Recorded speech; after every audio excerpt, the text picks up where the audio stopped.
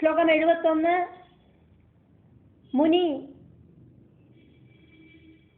ராஜாட்ட சொல்லிட்டு இருக்கிறதையாக்குமே இங்க ஸ்கந்தன் அகஸ்திய மாமுனிக்கு சொல்லிட்டு இருக்கார்.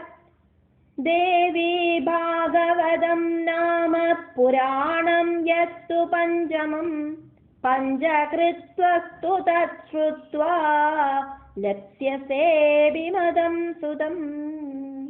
தேவி பாகவதம் நாம புராணம் யது து பஞ்சமம் பஞ்ச கிருத்வஹ து தது ஸ்ருத்வா லப்ஸ்யசே அபிமதம் சுதம். தேவி பாகவதம் நாம புராணம் யத்து பஞ்சமம் பஞ்சகிருத்வஸ்து தத் ஸ்ருத்வா லப்ஸ்யசே விமதம் ஸ்ருதம். 5 தடவை நவாகமாயிட்டு தேவி பாகவதத்தை காது கொடுத்து கேட்கணும். நீங்கள் கணவனும் மனைவியுமா உட்கார்ந்துட்டு வேணும் இதை கேட்கறதுக்கு அப்படின்னு சொல்றார். தேவி பாகவதம் அப்படிங்கிற புராணம் பஞ்சம வேதமாக்கும், 5வது வேதம். அந்த பஞ்சம வேதத்தை 5 தடவை நவாகமாயிட்டு காது கொடுத்து கேட்டானாக்கா நீ என்னெல்லாம் ஆக்குமோ ஆகிரகம் உங்களுக்கு உண்டாகிறதோ அதெல்லாம் சாதிக்கும். புத்திரனை வேணும் சொல்லிட்டாக்கும் ஆசைப்படுறேன் அப்படின்னா உங்களுக்கு புத்திரனை கிடைக்கும் அப்படின்னு சொல்றார். ஸ்லோகம் 72. பிரமுஜமுனி துர்மதன் அப்படிங்கிற ரேவதியோட கணவன் கிட்ட மறுபடியும் சொல்லிட்டு இருக்கார். ரேவத்யா ரேவதோ நாம பஞ்சமோ பவிதா மனோ வேத விசாஸ்திரதத்வஜ்ஞோ தர்மவான் அபராஜித. ரேவத்யா ரேவதः நாம பஞ்சமோ பவிதா மனோ வேதவித் வேதவித் சாஸ்திர தத்துவஜ்ஞோ தர்மவான் அபராஜிதः.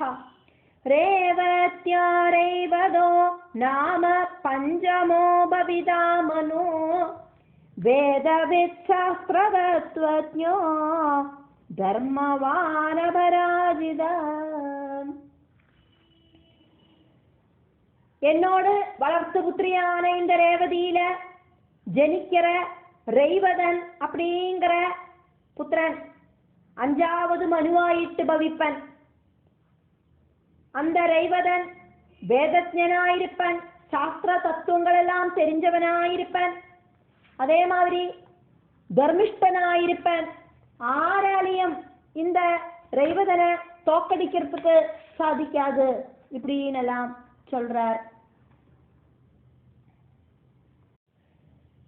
கிருதயுகம், திரேதாயுகம், துவாபரயுகம், கலியுகம் இப்படி 4 யுகங்கள் சேர்ந்து ஒரு சதுர்யுகம். 1000 மகாயுகங்கள், சதுர்யுகங்கள் சேர்ந்து ஒரு கல்பம்.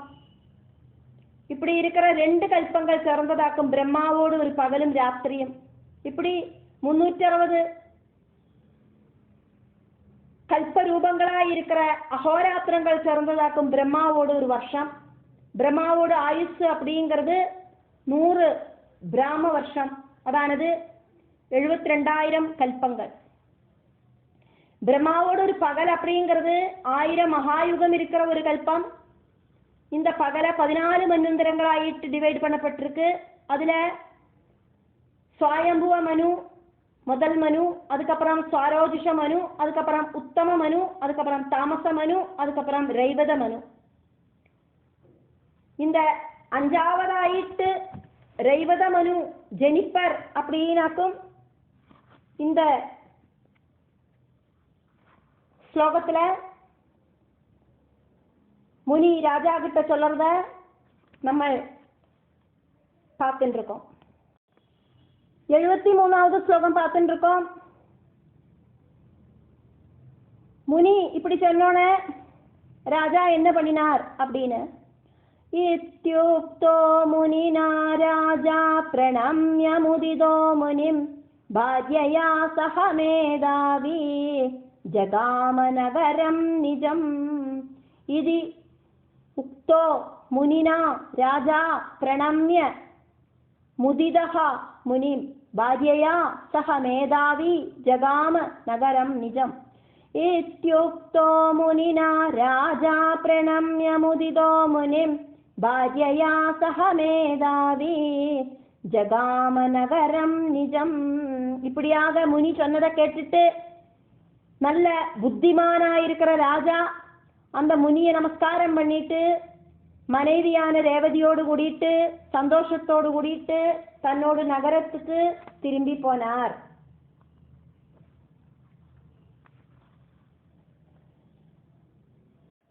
ஸ்லோகம் 74. பித்ருபைதாமஹம் ராஜ்யம் சகார சமஹீபதே பாலயாமாஸ தர்மாத்மா பிரஜாபுத்ராணி வௌரசான். நிறைய தானங்கள் எல்லாம் கொடுக்கிற, ஆருக்கு எந்த நேரத்திலையும் ஹெல்ப் பண்ற தர்மிஷ்டனாயிருக்கிற அந்த ராஜா பிரஜகளை சொந்தம் புத்திரர்கள் மாதிரி நினைச்சுண்டு சுவாயம்புவ மனுட்டேந்து கிடைச்ச அந்த ராஜ்யத்தை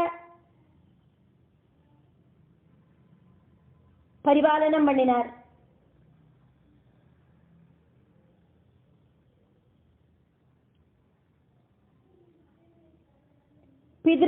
பிதாமக தத்தமாயிருக்கிற அந்த ராஜ்யத்தை பரிபாலனம் பண்ணினார். ஸ்லோகம் 75. ஏகதாலோமசோ நாம மகாத்மா முனிராகத பிரணிபத்ய தமப்யர்ச்ய பிராஞ்சலிச்சாப்ரவீன் ரிப. ஏகதா லோமசோ நாம லோமசஹ நாம மகாத்மா முனிஹி ஆகதஹ பிரணிபத்ய தம் அப்யர்ச்ய பிராஞ்சலிஹி ச அப்ரவீன் நிருபஹ. ஏகதா லோமசோ நாம மகாத்மா முனிராகத பிரணிபத்ய தம் அப்யர்ச்ய பிராஞ்சலிச்சாப்ரவீன் நிருப. ஏகதா ஒருக்கா மகாத்மாவா இருக்கிற லோமசன் அப்படிங்கிற மகர்ஷி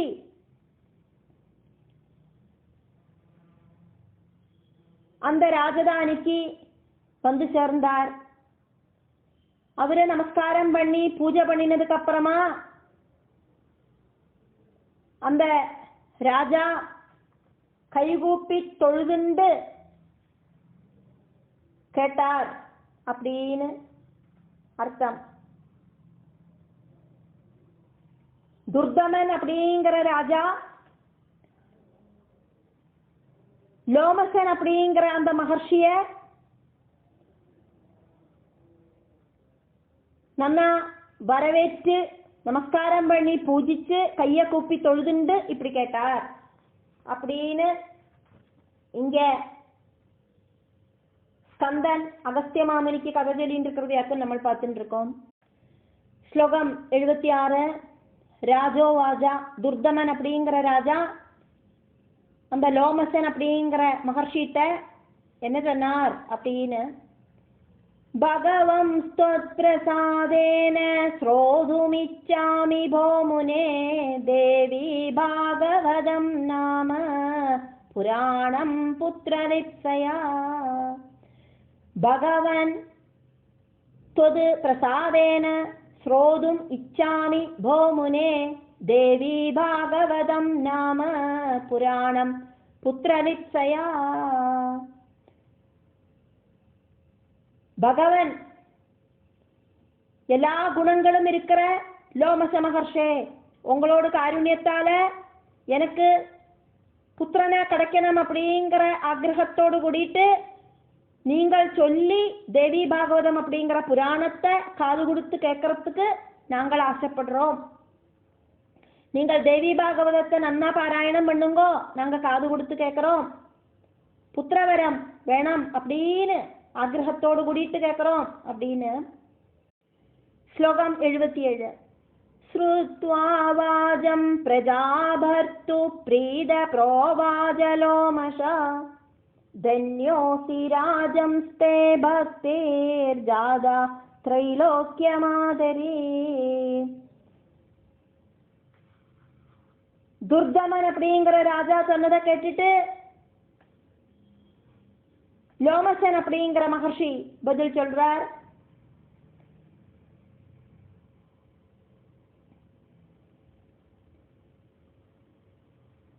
ராஜாவே, நீங்கள் ரொம்ப அதிர்ஷ்டசாலி, புண்ணியம் பண்ணினவராக்கும்.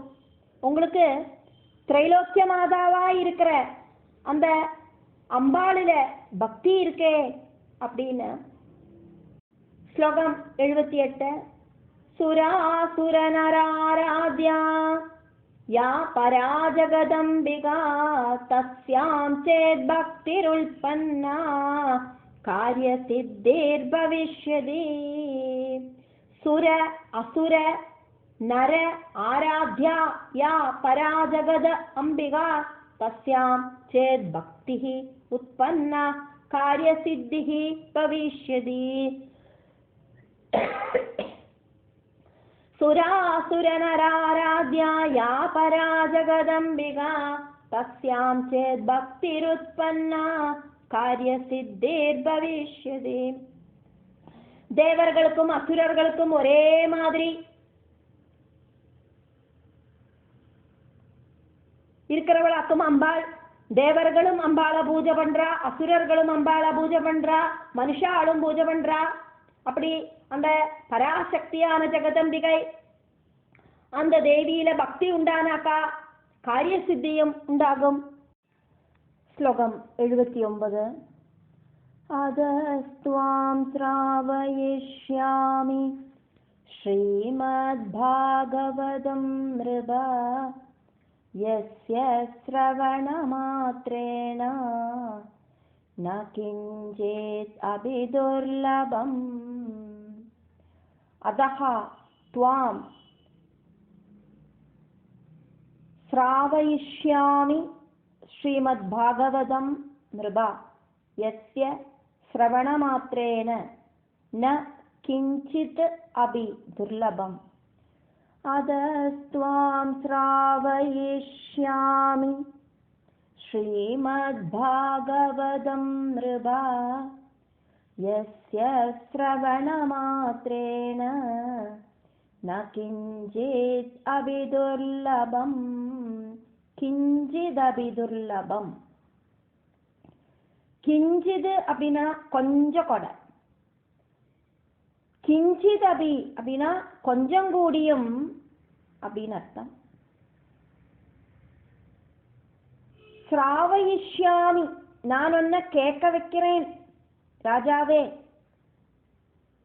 அதஹா துவாம் அதனால ராஜாவே உங்களுக்கு நான் இந்த ஸ்ரீமத் பாகவதத்தை கேட்க வைக்கிறேன். நிருபா அப்படின்னா ராஜாவே.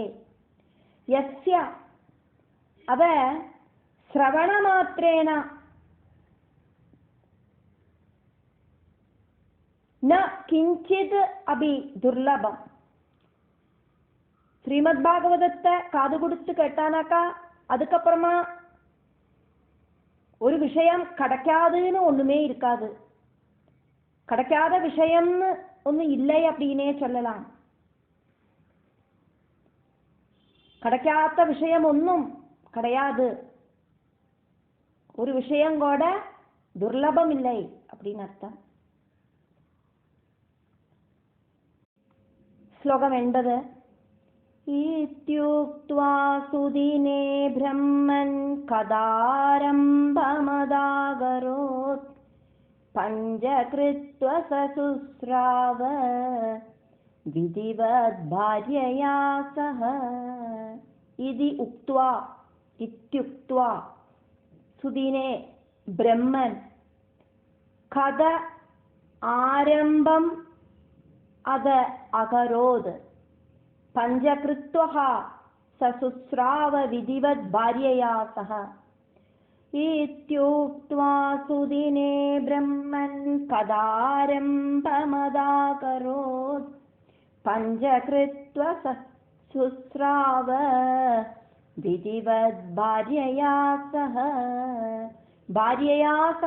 மனைவியோடு கூடிட்டு விதிவத் അതിനോട് സിസ്റ്റമാറ്റിക് ആയിട്ട് വിധിയാം പ്രകാരമായിട്ട് சுஸ்ராவ அந்த பாகவதத்தை காது கொடுத்து கேட்டார் ராஜா.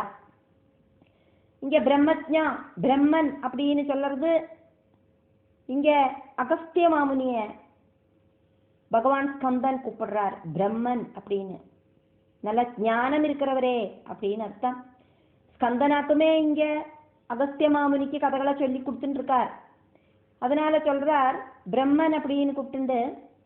இப்படியாக ஒரு சுதினத்துல லோமசன் அப்படிங்கிற முனி இப்படியெல்லாம் சொல்லிட்டு ஒரு சுதினத்துல பாகவத கதையை விஸ்தரித்து சொல்றதுக்கு ஆரம்பிச்சார். அந்த துர்தமன் அப்படிங்கிற ராஜா மனைவியான ரேவதியோடு கூடிட்டு 5 நாளைக்கு விதியாம் வண்ணம் இந்த பாகவத கதையை காது கொடுத்து கேட்டார் அப்படின்னு அர்த்தம்.